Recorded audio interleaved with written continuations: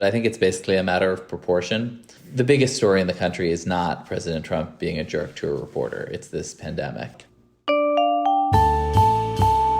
As uncertainty has loomed over the spread of the coronavirus pandemic, many Americans have turned to the media instead of government for their answers. What role has the Fourth Estate played in the crisis? Has the media been an indispensable source of information, or is it spreading the kinds of falsehoods that get people killed? Welcome to the GZERO World Podcast. I'm Ian Bremmer, and this is where I share extended versions of the interviews from my show on public television. Today I talked to media veteran Ben Smith, who recently left his post as editor-in-chief at BuzzFeed to be a media columnist at the New York Times. Let's get to it.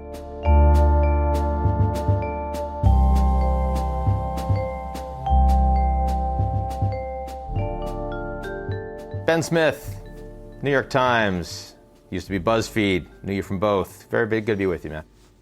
Thanks for having me on from your bunker. So I want to talk to you about the media and this crisis, and maybe start with the idea that, in a recent poll I saw from Gallup, the news media was given the worst approval rating of all American institutions grappling with the coronavirus. As someone whose job it is now to kind of assess and understand the media, why do you think that is? Well, it's not new, right? I think and it's not uniform. Republicans and conservatives now, if you ask them how is the media, they'll give you like a 10%. They'll 10% of them say they're doing a good job. Democrats and liberals much, much higher. And I think it's basically that media, in part because media has been pulled into the sort of partisan stew of American life, and that there's been both a lot of actual mistakes by the media and a real campaign on the right and by Donald Trump in particular, to demonize it. That said, it's media, with some exceptions, was mostly as behind as politicians on this. Like I'm on this crisis. I don't think there were people writing in January that this was going to be a huge catastrophe, but mostly what you saw were epidemiologists on social media jumping up and down, while the rest of us media politicians couldn't quite reckon with it until we started seeing, videos from Italian hospitals. So, I understand that in an election period, media is going to look more polarized, more delegitimized, and certainly, you look at Twitter or social media, they're not helping. But in a crisis where the media is the way you actually get information from the people that can help you respond to the crisis. This is how you are hearing from the epidemiologists. This is how you are reading, I shouldn't touch my face. I should be careful when I walk out, that kind of thing. Yeah, we're inside, we're in our homes, we're okay. But why don't we see the media getting a bump when they're performing kind of a critical service, or are they right now performing a critical service badly? I think when you ask people about the media, a lot of our minds go to cable news. I think if you say to people, is your local public radio station doing a good job? Is there a local newspaper or website or newsletter that you're getting good information from? I think usually, I haven't seen that with this topic. Usually when you ask people about other things, they'll say yes. Cable, but I do think that we are in this moment when the primary filter for a lot of news is political. I think when you think about what went so wrong at Fox in late February, where they were really echoing Trump and telling their elderly audience not to worry so much about this thing, it wasn't that they didn't believe in science, or not mostly that. It was that this was just the latest partisan attack on Donald Trump, and they handled it in a totally partisan way, and that's how it works. And there's a public health guy at Harvard, Ashish Jha, who's been on Fox a bit and been on with me. I know him, actually. He's actually a pretty solid guy, actually. Yeah, very kind of plain, forthright guy, and told me that he'd been on Fox a bit, he'd been on MSNBC a bit, and he was very critical of Fox, thinks they're going to get people killed, but also said that when he goes on MS, he feels like every question is asking him to dunk on Donald Trump, and that's not really his job, and it's not helpful. And I think this sort of political lens on every story is pretty alienating in a moment like this. So you've been very clear that the media shouldn't take the bait, right? I mean, clearly President Trump wants to be the story all the time. And that hasn't diminished with coronavirus. In some ways, perhaps it's even exacerbated. But when the president is actively in a press conference responding to questions by going after them directly, how do they avoid taking the bait? What should they do that would allow them to seem somewhat less unhinged and also widen the aperture of the coverage they're doing? Yeah, I mean, I think it's much more widening the aperture. I think when you're in that press room with him, it's, right, it's his stage, and it's very hard it's not a situation the media controls. And I guess when I was at BuzzFeed, I thought a lot about this, almost really about everything with Trump, because if you're not careful, it's like a tennis match where he's got like a 110-mile-an-hour serve, and you're just diving to return every serve and kind of rolling around the backcourt, and you never are on offense. And he sets the agenda every morning at 6 a.m. with a tweet. And I think if you're running a newsroom, and I think a lot of people running newsrooms are doing this pretty well, it's really about proportion. It's not that you don't cover what he's doing. It's not that if he says something racist and inflammatory that you ignore it or say it's fine, but you do have a choice to make about your resources and about where you put your energy. And you can mostly put them into giving people good information, into accountability and investigating what the hell happened and how we got here, into things like that. I think there's a secondary problem that, we're basically in the finger-pointing business. Like, good journalism often is finger-pointing. It's about figuring out what went wrong, who screwed up, and how that happened. And there's a sentiment right now that I think is real in a crisis of people not wanting finger-pointing. And that to me is a very hard thing to square. So I do think that the politicization of the coverage of the president has certainly not in any way diminished, despite the fact that this is a very serious crisis. So, I mean, normally you get a rally around the flag effect. That's not happening right now. Some of that is the blame of the president. Some of that is clearly the blame of the media, right? Do you think that there's... Well, I don't know. I mean, I think that if you believe that Trump made a bunch of really serious mistakes, is it not our job to point those out? And it isn't totally clear to me that he would be doing a better job if nobody criticized him. I've found myself, like in response to a lot of people that have said the American response has been the worst response of any country in the world. And I've seen Krugman do this. I've seen a bunch of really respected folks. And of course, what they're really just talking about is Trump, not about the United States. And if you compare the American response to other countries' responses, then actually you get something that looks a lot more balanced and a lot more sane. Yeah, and I think, different parts of this strange system we have are working well and badly. So, some governors are doing a good job. But it is also true that when there is a huge national crisis, nobody's first thought is, oh my God, there's a huge national crisis. What will the governor of Washington State do? So talk about how you think, we'll switch to Trump for a second. How because we're talking about the media, how has he done with the media in terms of these daily now press conferences? The media really, they were saying, we're not getting any access to the president. He's not doing press conferences. Now we're getting as much access as we could possibly want. Some saying too much. He shouldn't be covered. They shouldn't be live. It should be fact checked while it's happening. Well, how should that balance work?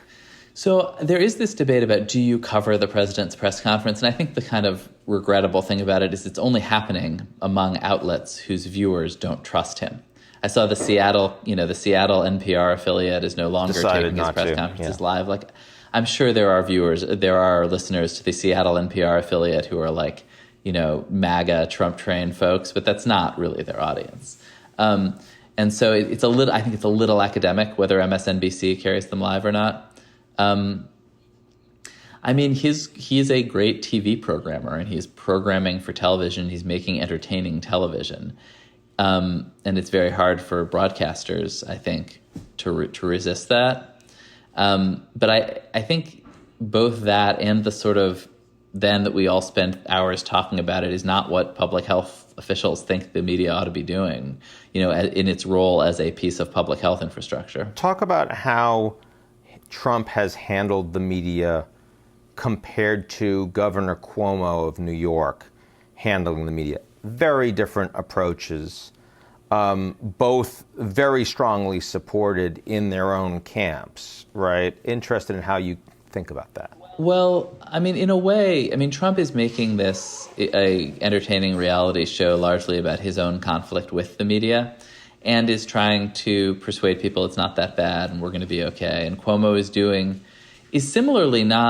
totally dominating in the same way as Trump is totally dominating the situation. Like, there's no question of who's in charge in Trump's briefings or in Cuomo's. And the reporters are the supporting cast, essentially. But Cuomo is doing the thing that, leaders are often expected to do in real crises, which is to not sugarcoat it, to give you the bad news. Cuomo's been totally consistent. And I think is presenting a pretty compelling alternative. Again, this is not ultimately a story about these two guys, though. It's about a virus. So one thing that has come up an awful lot when we talk about this crisis is misinformation. Whether it's about the ability to have some kind of cure that doesn't really exist, or sort of anything that feeds panic. Whether or not there's going to be a complete shutdown or a quarantine, or how the government's going to respond. That information travels lightning fast. How do you think? How has this? Everyone's at home.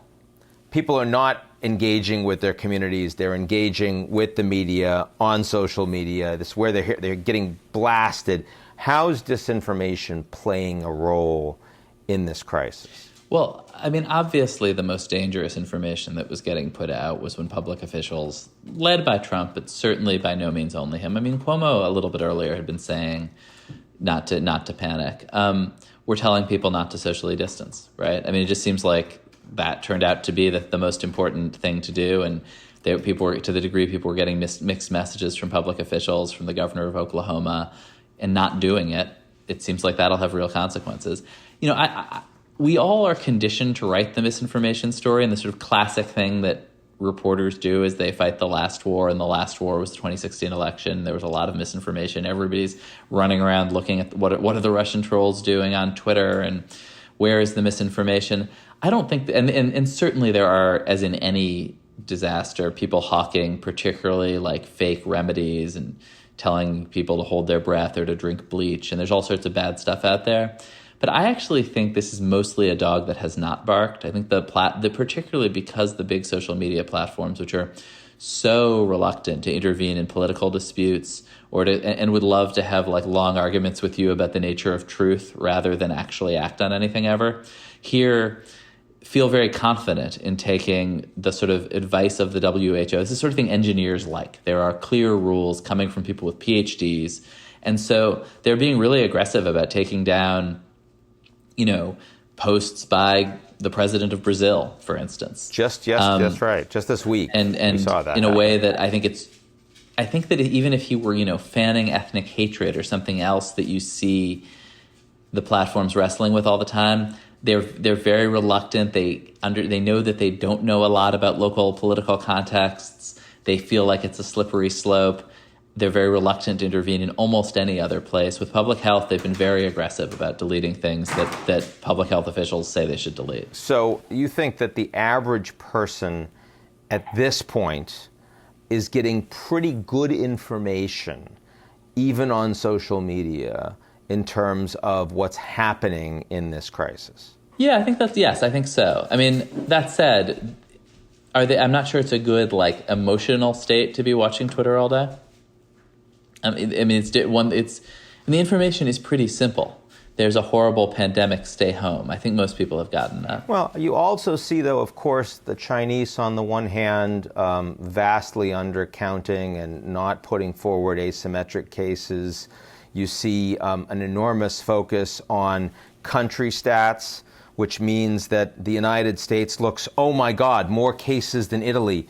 Italy's a small country. Why aren't we comparing the U.S. and Europe, for example? I mean, even the New York Times, I've seen that bias that implies that somehow the United States is the epicenter of everything because of this American lens. And so that's not quite disinformation? No, I think there's a separate thing happening, which is a sort of geopolitical fight around finger pointing, where there's real disinformation. What the Chinese are doing is, I think, shocking, actually, where you had Li Jianzhao, their foreign ministry spokesman, tweeting just outrageous conspiracy theories that this was an American, that the virus itself came from the United States. And I think you're seeing them do that in like a softer form.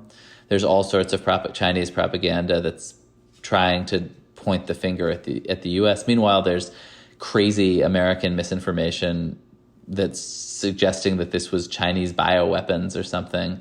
And there's a global finger pointing fight going on that is about American prestige and Chinese prestige and is full of deliberate disinformation, I think. It's not health information. Like whether this is a Chinese bioweapon or not does not actually affect whether you should go outside. But it's overlapping a little because the Chinese, of course, are engaging in this big also public diplomacy campaign, which has included sending a lot of masks and kits to countries all over the world.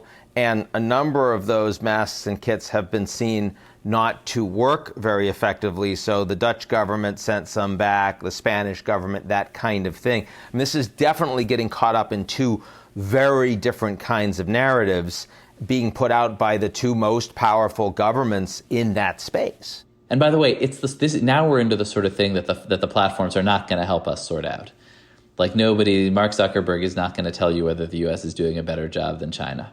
Like this is one where our heads are going to spin and where the Chinese narrative right now kind of looks like it's winning, right? Even though they are lying about their numbers, not sending it, not perhaps putting, not putting out the masks they're sending us maybe aren't all working. I mean, I don't know if you saw this, but Huawei has been helpfully supplying lots of masks. Yep, absolutely.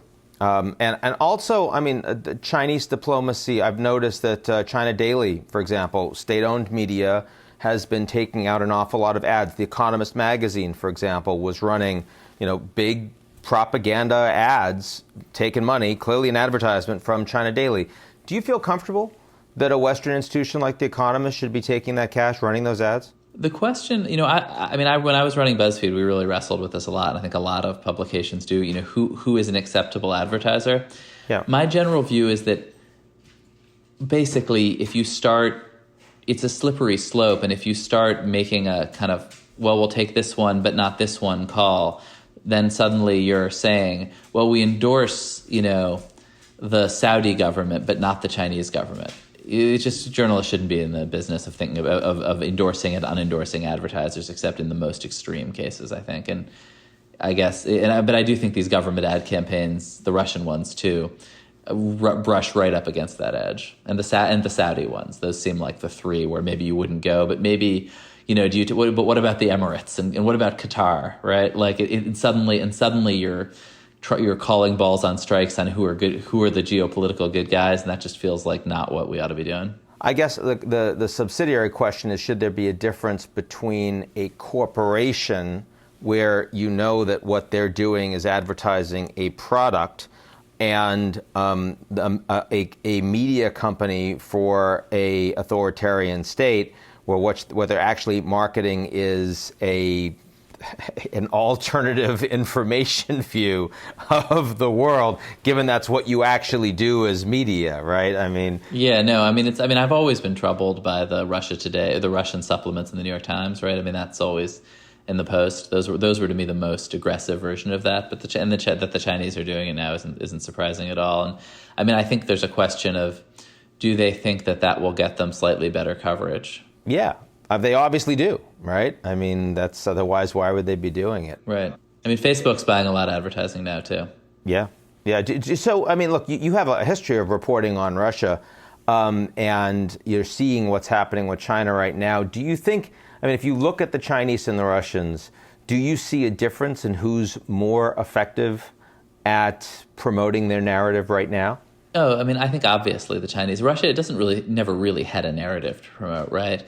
They were just really good at messing up other people's narratives and it opportunistically causing trouble, and particularly in the media ecosystem, but also have these massive, massive problems that whenever you are like, okay, gosh, they really screwed up the U.S. election, like what's happening over in Russia? It's a disaster.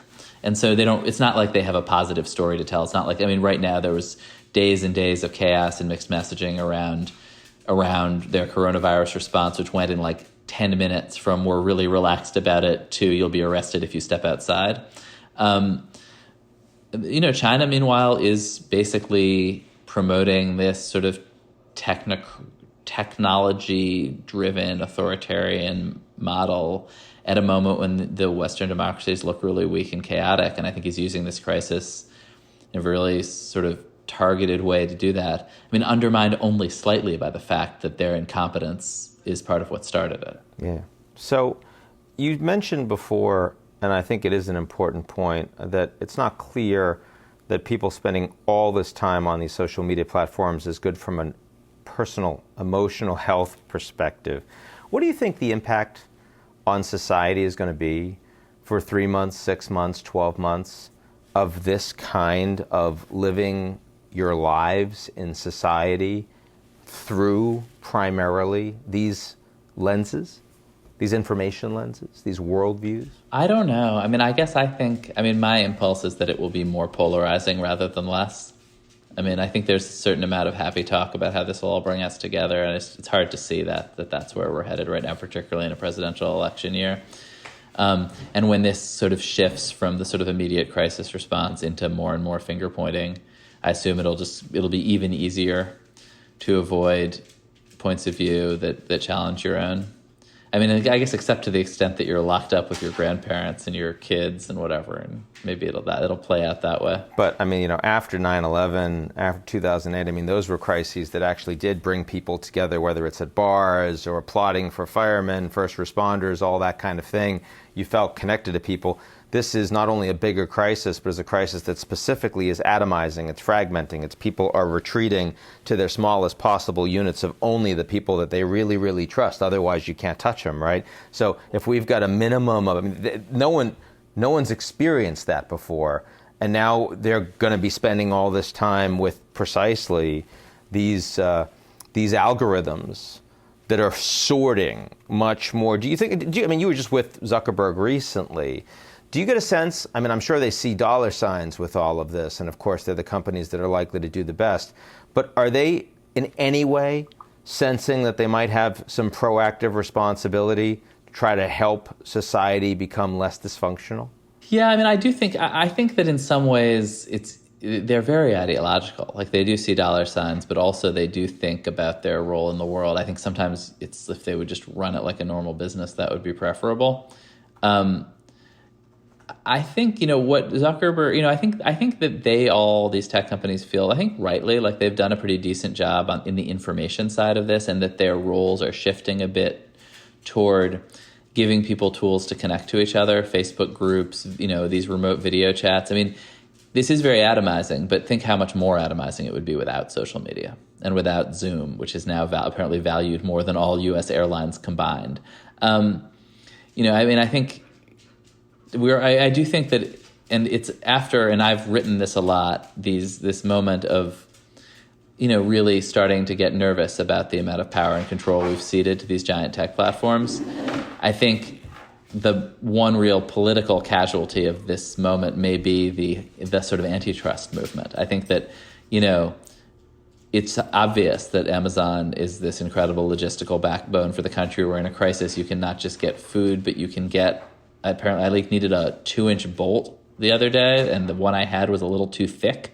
And in 2 days, I was able to order new bolts for my trampoline to a very narrow specification. This is incredible logistical network. Your definition of need perhaps is narrow. Right, but yes, I understand. But I didn't want my kids flying off, trampoline collapsing on them. And the idea that in a crisis, I mean, there's this incredible logistical, technological backbone for the country, which hasn't faltered at all, where a lot of public services have basically collapsed, where the older line manufacturers are not able to manufacture ventilators very fast.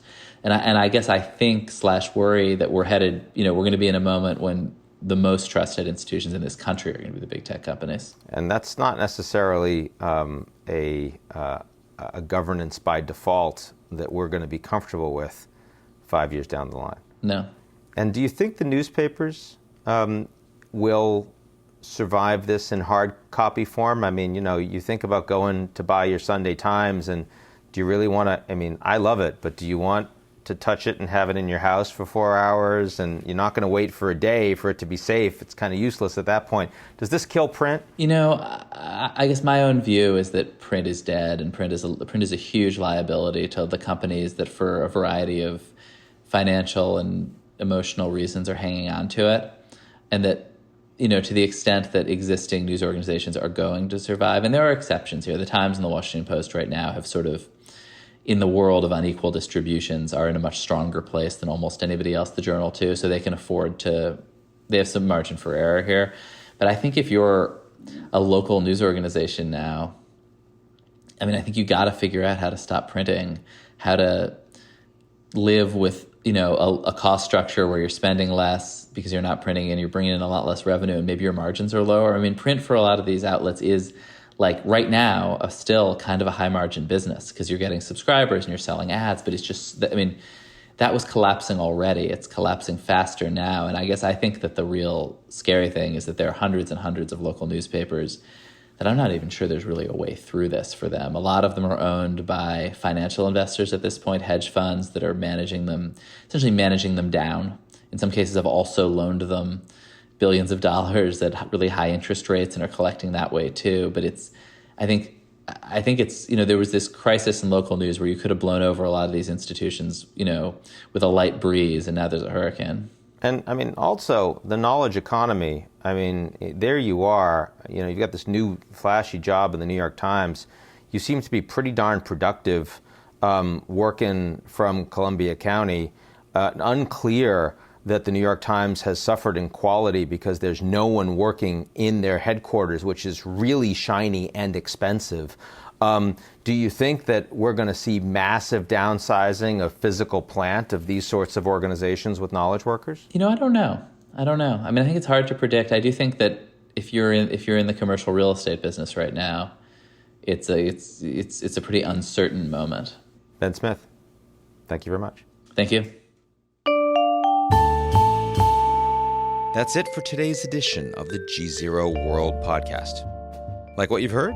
I hope so. Come check us out at gzeromedia.com and sign up for our newsletter, Signal.